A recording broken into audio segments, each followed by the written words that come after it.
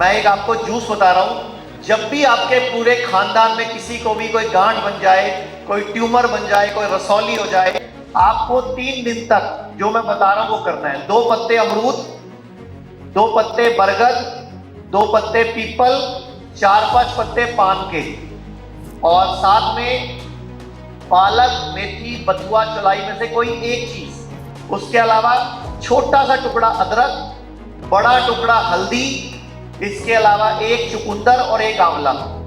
इसके जूस पे 3 दिन तक रहना है। जो चीज बॉडी बनाती है बॉडी से डिस्ट्रॉय नहीं कर सकती है, वातावरण से बनाती है। कैसे? अगर मैं इसको हटा दूं यहाँ से, जो कॉज इसमें बढ़ने का वो खुराक में हटा ही दूँ। अब 10-15 दिन बाद आएंगे सारे मुझा गए, सूख गए, है ना? क्यों? क्योंकि इस ट्यूमर को खुराक नहीं मिलेगी तो ये ट्यूमर रहेगा कैसे?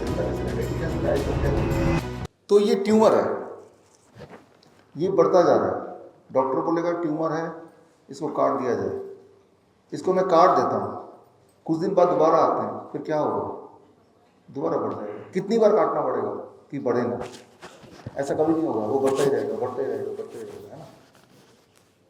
सो surgery is not the solution. उस वक्त लगेगा कि सोल्यूशन हो गया क्योंकि वो गायब हो गया, लेकिन उसका जो कॉज है, जो कारण है, जिस कारण से वो बढ़ रहा है, जब तक वो कारण हटाएंगे नहीं तब तक वो बढ़ता रहेगा। ये बात दिमाग में बिठाना है। सर्जरी इटसेल्फ कॉजेज कैंसर या ट्यूमरस ग्रोथ। तो सर्जरी तो कराना ही नहीं चाहिए किसी को। अगर किसी ने कराया तो दोबारा नहीं कराना चाहिए। बायोप्सी जब करते हैं वो भी सर्जरी की तरह है। डॉक्टर बोलता है एक टुकड़ा मैं यहाँ से ले लेता हूँ, इसको, ये सर्जरी है, छोटा surgery, that itself causes cancer. उसको और ट्रिगर कर देता है एकदम से। तो क्या करना है कि ये सूख जाए, खत्म हो जाए। जो चीज बॉडी बनाती है बॉडी उसे डिस्ट्रॉय भी कर सकती है। वातावरण देना पड़ेगा। कैसे? अगर मैं इसको हटा दूं यहाँ से, जो कॉज है इसके बढ़ने का, वो खुराक में हटा ही दूं, अब 10-15 दिन बाद आएंगे तो क्या दिखेगा? सारे मुरझा गए, सूख गए, झड़ गए, है ना? क्यों? क्योंकि इसको खुराक नहीं मिल रही। इस ट्यूमर को खुराक नहीं मिलेगी तो ये ट्यूमर रहेगा कैसे, जिंदा कैसे रहेगा? It has to die its own death. जाना ही जाना है इसको ना।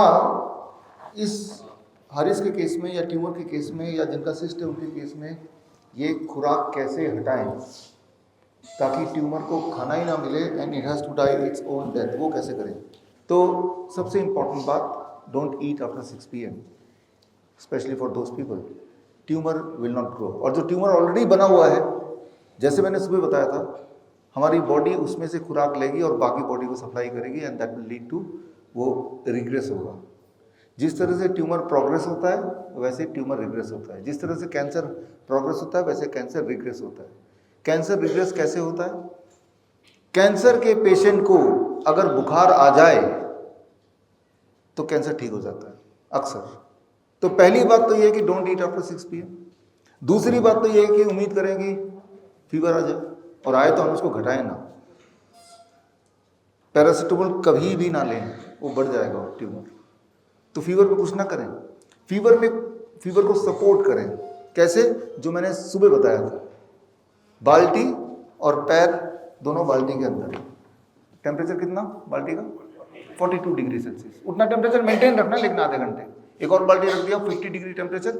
हर थोड़ी थोड़ी देर बाद पानी यहाँ पे रिप्लेस करते गए to maintain it. Fever 1 degree और बढ़ जाएगा। अब जब यहाँ से बाल्टी से हटे आधे घंटे बाद, फीवर एकदम से क्विकली नीचे आ जाएगा, क्योंकि आपने एक झटके में फीवर देके जो भी इन्फेक्शन है, जो भी बॉडी के मैकेनिज्म को ठीक करना है वो कर दिया, राइट? तो इस तरह से आप ट्यूमर को या कैंसर ग्रोथ को वहीं हॉल्ट कर सकते हैं, राइट? अगर आप छेड़ेंगे उसको कीमोथेरेपी से, रेडिएशन से, कि भाई अच्छा इसको जला देते हैं, रेडिएशन से जला देते हैं, कीमोथेरेपी केमिकल थेरेपी करके तो खत्म कर देते हैं, ये नहीं खत्म करना है हमें, ये सोर्स खत्म करना है। लोग कहते हैं आयुर्वेद गंभीर बीमारियों का इलाज नहीं कर सकता, लेकिन अगर पूरे भारत में कोई गंभीर बीमारी से परेशान है तो आयुर्वेद को ट्राई करने तो आ सकते हो ना, पंचकर्मा करा सकते हो, नुकसान तो कुछ होगा नहीं, लेकिन बॉडी हील कर गई तो जिंदगी आपकी बन जाएगी। और सभी प्रकार के हेल्थ इंश्योरेंस हमारे 120 सेंटरों पर चलते हैं।